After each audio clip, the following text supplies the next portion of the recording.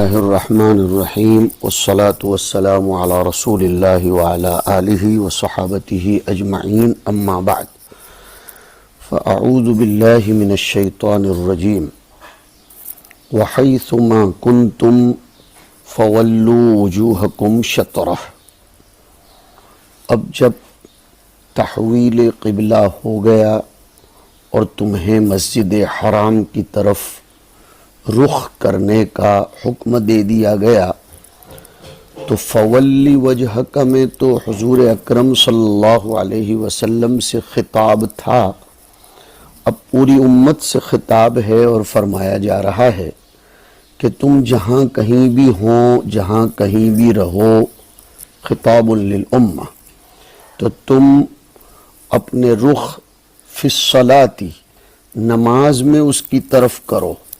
فی الصلاۃ کی قید لا کر اشارہ ہو گیا کہ دیگر اسفار میں، دیگر ضروریات میں اس کی طرف رخ کرنا ضروری نہیں ہے۔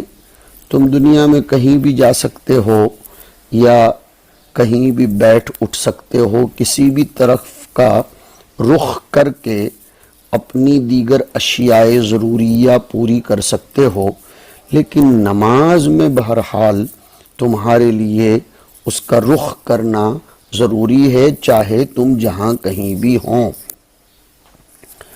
یہ جو وحیث ما کنتم فولوا وجوہکم شطرہ پوری امت کو خطاب کر کے ارشاد فرمایا گیا ہے۔ آگے ارشاد فرمایا وَإِنَّ الَّذِينَ أُوتُوا الْكِتَابَ لَيَعْلَمُونَ أَنَّهُ الْحَقُّ مِنْ رَبِّهِمْ، اگر تحویل الی الکعبۃ المشرفہ کے بعد لوگ اعدائے اسلام یہود و نصارہ کچھ ادھر ادھر کی چیمی گوئیاں کریں تو تمہیں گھبرانے کی، دل برداشتہ ہونے کی ضرورت نہیں ہے۔ بے شک وہ اچھی طرح اپنی کتابوں میں پڑھتے ہیں، جانتے ہیں کہ آپ کا کعبۃ اللہ کی طرف رخ کرنا یہی برحق ہے، اور وہ اپنی کتابوں میں سے اس بات کو پڑھ چکے ہیں، پڑھ رہے ہیں کہ نبی آخر الزماں اس کی ایک بہت بڑی نشانی یہ بھی ہوگی کہ وہ کعبۃ اللہ کو اپنا قبلہ بنائے گا، اس کی طرف رخ کر کے نماز پڑھے گا۔ لَيَعْلَمُونَ انہو میں ہو کی ضمیر کا مرجع کہیں کوئی محمد کو نہ بنا لے کہ لَيَعْلَمُونَ أَنَّ مُحَمَّدًا الْحَقُّ مِنْ رَبِّهِمْ، یہاں سیاق کلام تقاضا کرتا ہے کہ انہو ای التولی الی الکعبۃ الحق بمعنی الثابت من ربہم۔ یہ کیسے جانتے ہیں کہ کعبہ کی طرف رخ کرنا ہی ان کے رب کی طرف سے برحق ہے؟ انہیں کیسے معلوم؟ کہا لما فی کتبہم من نعت النبی صلی اللہ علیہ وسلم، ان کی کتابوں میں حضور اکرم صلی اللہ علیہ وسلم کی صفت موجود ہے۔ کیا موجود ہے؟ من بیانیہ، یہ کہ انہو یتحول الیہا ای الی الکعبۃ المشرفہ، کہ محمد کعبۃ اللہ ہی کی طرف رخ کریں گے اور اسی کو وہ اپنا قبلہ بنائیں گے۔ وما اللہ بغافل عما یعملون، اللہ تعالیٰ بے خبر نہیں ہے ان کاموں سے جن کو وہ کرتے ہیں، اور اما تعملون بھی پڑھا گیا جن کو تم کرتے ہو۔ اے مومنین، تم نے جو اپنی حق پسندی اور حق پرستی کا ثبوت دیا کہ ہم نے کہا تو تم نے بیت المقدس کا رخ کیا، ہم نے کہا تو تم نے کعبہ کا رخ کیا، یہ سب ہم جانتے ہیں۔ بالتائی ایہا المؤمنون من امتثال امرہ ای امر اللہ، اور اما یعملون بالیا ای اما یعمل الیہود من انکار امر القبلہ، کہ یہود جو امر قبلہ کا انکار کرتے ہیں اللہ تعالی اس سے بے خبر نہیں ہے، وہ اچھی طرح اس کو جانتے ہیں۔ تمہیں اجر دیں گے اور وہ جو انکار کرتے ہیں اس پر ان کا مواخذہ بھی ہوگا۔ طلب عزیز کو ایک اور بات کا پتہ ہونا چاہیے کہ یہ فولی وجہک شطر المسجد الحرام، یہ ہمارے سامنے بار بار آ رہا ہے اس رکوع میں اور اس کے بعد والے رکوع میں ملا کر کل 3 مرتبہ آیا ہے الگ الگ سیاق و سباق میں۔ جب میں یہ لفظ ہی بول رہا ہوں کہ الگ الگ سیاق و سباق میں یہ ٹکڑا آ رہا ہے کہ فَوَلِّ وَجْهَكَ شَطْرَ الْمَسْجِدِ الْحَرَامِ، تو یہ 3 بار مکرر لانا مکرر محض نہیں ہوا، سیاق الگ ہے۔ اور بھی بہت سے جوابات مفسرین نے دیے کہ مکرر لانے کی حکمتیں اور مصلحتیں بڑی اچھی اچھی ہیں۔ نمبر 1، تینوں جگہ 3 علل غائیہ ہیں، تینوں جگہ اس امر کی علت غائیہ الگ الگ ہے، لہذا یہ حکم بھی الگ الگ سمجھا جائے گا۔ پہلے تو فَوَلِّ وَجْهَكَ شَطْرَ الْمَسْجِدِ الْحَرَامِ، اس کی علت غائیہ تمنائے محمد کو بیان کیا گیا۔ دوسرا وَلِكُلِّ وِجْهَةٌ هُوَ مُوَلِّيهَا کے ضمن میں آیا تو اس میں یہ بتلایا گیا کہ ہر امت مستقلہ کا ایک قبلہ مستقلہ ہوتا ہے، تو اب تمہارے لیے بھی ایک قبلہ ہونا چاہیے، تو لو فَوَلِّ وَجْهَكَ شَطْرَ الْمَسْجِدِ الْحَرَامِ۔ تیسری علت غائیہ ہے قطع الزام مخالفین، لہذا ہر علت کے ساتھ معلول بظاہر مکرر ہو رہا ہے، لیکن علت کا مختلف ہونا معلول کے مختلف ہونے پر دلالت کرتا ہے، اس لیے معلول کو بھی مختلف سمجھا جائے گا، معلول کو بھی مختلف کے قائم مقام اتاریں گے۔ ایک جواب یہ بھی کہا گیا ہے کہ پہلی آیت میں فَوَلِّ وَجْهَكَ شَطْرَ الْمَسْجِدِ الْحَرَامِ میں خاص طور پر ساکینان حرم کو خطاب ہے، دوسری میں ساکینان جزیرت العرب کو، اور تیسری میں تمام روئے زمین کے باشندوں کو خطاب ہے۔ ایک جواب یہ بھی دیا گیا ہے کہ پہلی آیت تعمیم احوال کے لیے ہے، دوسری تعمیم امکنہ کے لیے ہے، اور تیسری تعمیم ازمنہ کے لیے ہے۔ مطلب کیا؟ یعنی تمام احوال، تمام جگہیں اور تمام اوقات میں اسی قبلے کا استقبال ضروری ہوگا۔ ایک وجہ یہ بھی ارشاد فرمائی گئی کہ تکرار کی وجہ تاکید ہے، اس لیے کہ اسلام میں سب سے پہلا نسخ قبلے کا ہوا ہے، اس لیے اس کو مکرر سے کرر لایا جا رہا ہے تاکید کے وجہ سے۔ علامہ قرطبی نے ایک وجہ اور لکھی ہے اس تکرار کی کہ الاول لمن هو بمکہ والثانی لمن هو ببقیت الامصار والثالث لمن خرج فی الاسفار۔ بہترین بات ارشاد فرمائی ہے۔ آگے اللہ تعالیٰ فرماتے ہیں کہ اے محمد صلی اللہ علیہ وسلم، آپ نے بیت المقدس کو مدینہ منورہ آنے کے بعد قبلہ بنایا تھا، ہمارے امر سے ہی برابر ہے، لیکن مقصد یہ تھا تألف یہود، مگر ہم نے دیکھ لیا کہ ان یہود کی آپ تألیف قلبی کی کتنی ہی کوشش کریں، لیکن وہ کبھی بھی آپ کے قبلے کی، آپ کی ملت کی پیروی نہیں کریں گے۔ حضور اکرم صلی اللہ علیہ وسلم کو تسلی بھی دلائی جا رہی ہے، اور آپ کی محنت اکارت و رائگاں نہ ہو اس کے لیے بھی آگے آنے والی آیت کریمہ میں ارشاد فرمایا جا رہا ہے کہ آپ ان اہل کتاب کی اکثریت کے ایمان کے خواہاں اور حریص نہ رہیں، یہ آپ کی ملت پر اور آپ کے قبلے پر نہ ایمان لانے والے ہیں، نہ پیروی کرنے والے ہیں، اور نہ ہی آپ ان کے قبلے کی ہمیشہ پیروی کر سکتے تھے۔ فرمایا وَلَئِن لام قسم یعنی لام تاکید، وَلَئِنْ أَتَيْتَ الَّذِينَ أُوتُوا الْكِتَابَ بِكُلِّ آیَةٍ، اگر آپ اہل کتاب کے پاس ہر قسم کی دلیل لے آئیں، ہر قسم کی دلیل اور نشانی لے آئیں، یہاں آیتن دلیل کے معنی میں ہے، اسی لیے دیکھو آگے فرمایا بِكُلِّ آیَةٍ أَيْ دَالَّةٍ عَلَى صِدْقِكَ، آپ کی سچائی پر دلالت کرنے والی دلیل لے آئیں فی امر القبلتی، قبلے کے معاملے میں آپ کتنی ہی دلائل لے آئیں، یہ کہ آپ کا تحول الی الکعبہ امر الہی سے ہے، اس معاملے کو ثابت کرنے کے لیے آپ کتنے ہی دلائل لے آئیں، ما تبعوا قبلتک، یہ ما تبعوا ماضی نظر آ رہا ہے لیکن شرطیہ کلام چل رہا ہے، اب اس کو مضارع پر محمول کیا مستقبل کے معنی میں، ای لا یتبعون قبلتک، وہ آپ کے قبلے کی پیروی نہیں کریں گے۔ کیوں نہیں کریں گے؟ اس لیے کہ وہ نہیں جانتے۔ ارے آگے تو ان کے بارے میں بتلایا کہ لَيَعْلَمُونَ أَنَّهُ الْحَقُّ مِنْ رَبِّهِمْ، پھر کیسے کہا جا رہا ہے کہ آپ کتنے بھی دلائل لے آئیں یا آپ کے قبلے کی پیروی نہیں کریں گے؟ جواب دیا عنادن، یہ ہے وجہ مقدر کہ ما تبعوا قبلتک، کیوں؟ اس لیے کہ انہیں شک ہے، اس لیے کہ انہیں سمجھ میں نہیں آ رہا ہے، فرمایا نہیں عنادن۔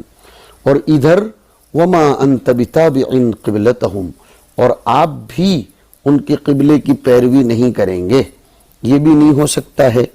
یہ برسبیل توزیع ہے، کیسے کہ قطع لطمعہ فی اسلامہم وطمعہم فی عود محمد الی قبلتہم، حضور کی طمع کو بھی منقطع کیا جا رہا ہے کہ وہ اسلام لے آئیں گے، یعنی آپ یہ نہ سمجھیں کہ میں بیت المقدس کا استقبال کروں گا تو وہ میرے قریب ہو کر اسلام لے آئیں گے، اور نہ وہ یہ حریص رہیں کہ ہم کتنی بھی چیمی گوئیاں کریں گے تو حضور پھر ہمارے قبلے کی طرف آئیں گے، یہ کبھی ہو سکتا نہیں ہے۔ یہ لف و نشر مرتب ہے کہ ما تبعوا قبلتک، یہ قطع لطمعہ ہوا، اور وما انت بتابع قبلتہم، یہ قطع لطمعہم ہوا۔ اس طرح لف و نشر مرتب میں نے کہا، دونوں کو ایک دوسرے سے نا امید کر دیا گیا۔ اور عجیب اللہ کے کلام کا اسلوب ہے، فرمایا یہ آپ کے قبلے کی کیا پیروی کرتے، یہ خود آپس میں ایک دوسرے کے قبلے کی مخالفت کرتے ہیں۔ یہود نصارہ کے قبلے کو نہیں مانتے اور نصارہ یہود کے قبلے کو نہیں مانتے، تو پھر یہ آپ کے قبلے کی پیروی تو کر ہی نہیں سکتے۔ وما بعضهم بتابع قبلة بعض، ای الیہود قبلة النصارى والنصارى قبلة الیہود، اس لیے کہ یہود یہ رخ کرتے تھے صخرے کا اور نصارہ رخ کرتے تھے مطلع الشمس کا، تو دونوں کا خود کا قبلہ الگ الگ ہے۔ یہ آپ کی دشمنی میں ایک ہیں، ورنہ آپس میں ایک دوسرے کے قبلے کی بھی پیروی نہیں کرتے، تو آپ کے قبلے کی پیروی کرنا تو کوئی شکل میں ہو نہیں سکتا۔ آگے فرمایا برسبیل فرض و تقدیر، اور امت کو اصل سنایا جا رہا ہے کہ منسوخ کی پیروی کرنا جبکہ ناسخ آ چکا ہو تو یہ تو ہوا کی پیروی ہوگی۔ جب ناسخ آ گیا کہ اب کعبہ مشرفہ یہ قبلہ بن گیا اور کہہ دیا گیا کہ حیث ما کنتم، کہیں بھی ہوں کیسے بھی ہوں اور جہاں بھی ہوں تمہیں کعبہ ہی کی قبلے کی پیروی کرنی ہے۔ اب اگر تم اس وحی کے آنے کے بعد ذرا بھی ادھر ادھر ہوئے، اصل میں خطاب حضور کو ہے لیکن سنایا جا رہا ہے اہل کتاب کو بھی کہ دیکھو ہم اپنے نبی کو کیسے ڈانٹ پلا رہے ہیں، کبھی اس سے امید نہیں کی جا سکتی کہ اتنی سخت ڈانٹ پلانے کے بعد پھر وہ تمہارے قبلے کی طرف آئیں۔ تو فرمایا اگر تم نے ان کی خواہشات کی پیروی کی، التی یدعونک الیہا، جن کی طرف وہ تمہیں بلاتے ہیں، اس کو خواہش کہا اس لیے کہ منسوخ کی پیروی کرتے رہنا ناسخ کے آ جانے کے بعد یہ خواہش کی پیروی ہی ہے، بعد اس کے کہ آپ کے پاس علم آیا، علم سے مراد الوحی، تو اگر تم نے ایسا کیا انک اذا لمن الظالمین، تب تو تم ظالمین میں سے ہوں گے۔ اذن یعنی ان اتبعتہم، اگر تم نے ان کی پیروی کی تو اذن جواب میں لمن الظالمین۔ کیا حضور سے اس کی امید تھی؟ ہرگز نہیں، حاشا کاللہ، اس لیے لفظ بڑھایا فرضن، برسبیل فرض و تقدیر بھی اگر تم نے ایسا کر لیا تو تم ظلم فاحش کا ارتکاب کرنے والے ہوں گے۔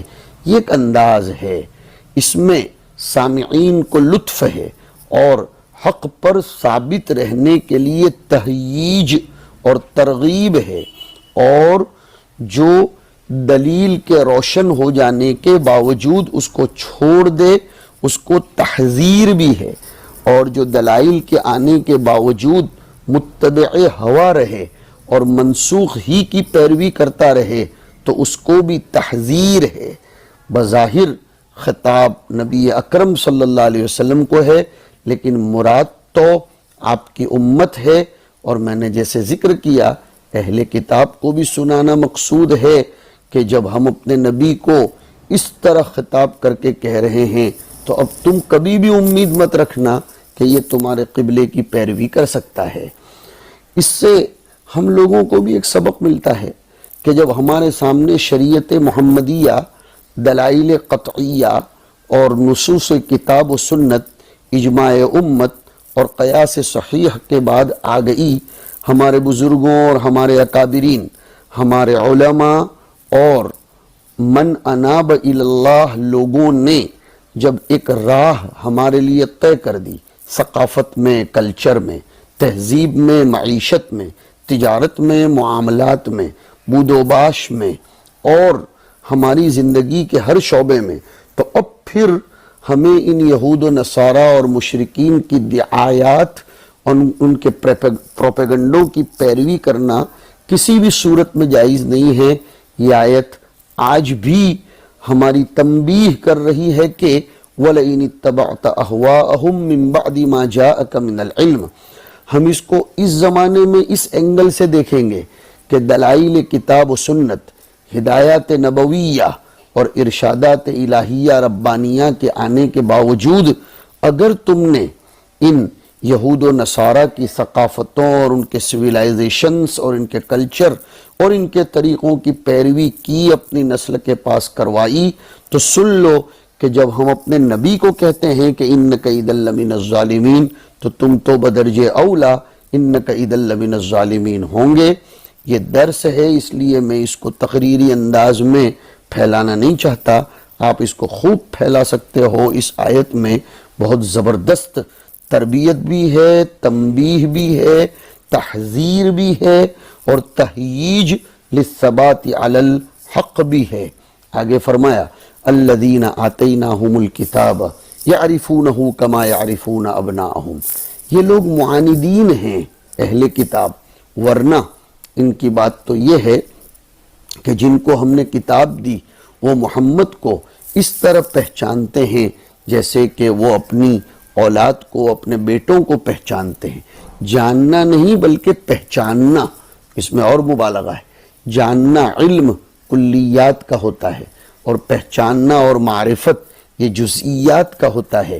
آدمی کبھی کبھی کسی چیز کو کلیتاً جانتا ہے، جزئیتاً دشوار ہوتا ہے۔ یہاں تو فرمایا عرف، وہ محمد کو پہچانتے ہیں، جزءاً بھی پہچانتے ہیں، جزئیتاً بھی پہچانتے ہیں۔ ہاں یعرفونہ ای محمدن، اور بعضوں نے اگرچہ تفسیر کی کہ وہ قرآن کو پہچانتے ہیں، لیکن صحیح بات یہی ہے، راجح یہی ہے کہ وہ محمد کو پہچانتے ہیں جیسے اپنے بیٹوں کو۔ کیسے پہچانتے ہیں؟ بنعت محمد فی کتابہم، اس لیے کہ محمد کی تفصیلی صفات ان کی کتابوں میں موجود ہیں، تو وہ محمد کو اسی کے مطابق پاتے ہیں، اگرچہ لوگوں کے سامنے تحریف کردہ ذکر کرتے ہوں، لیکن خود تو اچھی طرح پہچانتے ہیں۔ جیسے ایک انسان ہزاروں کروڑوں میں اپنے بیٹے کو پہچان لیتا ہے، ویسے ہی یہ لوگ محمد کو بھی پہچانتے ہیں۔ اسی لیے قال ابن سلام رضی اللہ تعالی عنہ لقد عرفتہ حین رأیتہ کما اعرف ابنی، میں نے محمد کو اس طرح پہچان لیا دیکھتے ہی جیسے کہ میں اپنے بیٹے کو پہچانتا ہوں۔ ومعرفتی لمحمد اشد، بلکہ میرا محمد کو پہچاننا تو اس سے بھی زیادہ سخت ہے، اس سے بھی زیادہ عاقد ہے۔ رواہ البخاری رحمہ اللہ تعالی۔ کیوں محمد کو پہچاننا اس سے بھی زیادہ عاقد اور اشد ہے؟ اس لیے کہ بیٹے کا اپنا ہونے کے باب میں تو آدمی شک بھی کر سکتا ہے، لیکن یہ محمد محمد ہے، اس میں کسی کو رتی برابر بھی شک نہیں ہو سکتا۔ ہم اس کو بعین ہی ایسا ہی پاتے ہیں جیسے کہ ہم نے اپنی کتابوں میں اس کو پڑھا ہے، اور وہ جیسے اپنے بیٹوں کو جانتے ہیں کہ یہ ہماری نسل کے ہیں، اس میں کبھی کبھی شک بھی کر سکتے ہیں، لیکن محمد کے باب میں تو ان کو رتی برابر بھی شک نہیں ہو سکتا ہے۔ وَإِنَّ فَرِيقًا مِّنْهُمْ، پھر بھی ان میں کی ایک جماعت، لَيَكْتُمُونَ الْحَقَّ أَيْ نَعْتَ محمد، یہاں حق کو سیاق کلام کی وجہ سے اس تفسیر پر محمول کرنا پڑے گا۔ آپ نے دیکھا اوپر آیا تھا الحق، تو اس کا معنی کیا تھا الثابت من ربہم، وَإِنَّ الَّذِينَ أُوتُوا الْكِتَابَ لَيَعْلَمُونَ أَنَّهُ الْحَقُّ، پتہ چلا حق لفظ مشترک ہے، جس انداز کا شان نزول ہوگا، جیسا سیاق و سباق ہوگا، مضمون کلام جیسا ہوگا، اس کے مطابق اس لفظ مشترک کے معنی کو محمول کیا جائے گا، اتارا جائے گا۔ یہاں کہا لَيَكْتُمُونَ الْحَقَّ أَيْ نَعْتَ محمد صلی اللہ علیہ وسلم وَهُمْ يَعْلَمُونَ، ان میں کی ایک جماعت حق کو چھپاتی ہے جبکہ وہ جانتے ہیں۔ الحق من ربک، الحق من ربک یہ مبتدا محذوف کی خبر ہے، نکالا مبتدا، ھذا الذی انت علیہ، جس رخ پر آپ ہیں، الحق من ربک، من ربک جار مجرور مل کر متعلق کائنن کا، یہ برحق ہے، تمہارے رب کی طرف سے ہے۔ فلا تکونن من الممترین، لہذا شک مت کرو نہیں فرمایا، شک کرنے والوں میں سے بھی مت بننا۔ شک کرنا تو بہت دور کی بات ہے، آپ شک کرنے والوں میں سے بھی مت بننا۔ الشاکین فیہ، اب اس قبلے پر پوری استقامت، استحکام اور دل کی مضبوطی کے ساتھ جمے رہنا چاہے یہ لوگ کسی بھی قسم کا کلام کرتے رہیں۔ فلا تکونن من الممترین ای من ھذا النوع، اس میں سے بھی مت بننا، لا تکن من نوع الشاکین، اکیلے شک مت کرنا، اس سے زیادہ مبالغہ ہے اس انداز کلام میں کہ شک کرنے والوں میں سے بھی مت بننا۔ اس کو کہا فہو ابلغ من لا تمتر، لا تمتر سے زیادہ بلیغ ہے فلا تکونن من الممترین۔ وصلی اللہ علی النبی الکریم۔